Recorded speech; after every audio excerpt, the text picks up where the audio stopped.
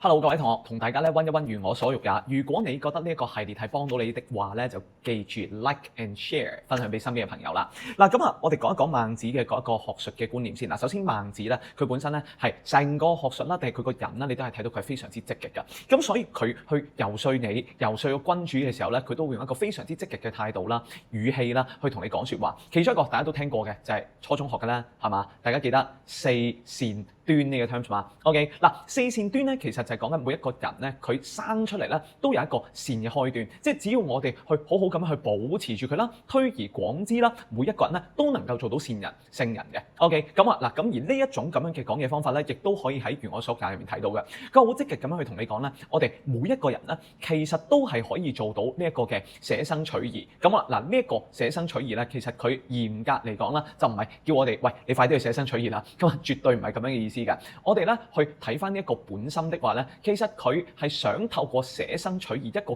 咁極端嘅 case 去話俾你聽，其實我哋每一個人咧都有呢一份嘅道德自覺，每一個人咧都有呢一個明白到要去捨生取義嘅嗰種良心。咁好啦，如果當我哋願意捨生取義的話，生命理應係我哋最重視嘅事啊，係咪？因為我哋冇咗生命，一切都冇啦嘛，係咪？咁我哋自不然啦，亦都唔會去為咗其他嘅嘢去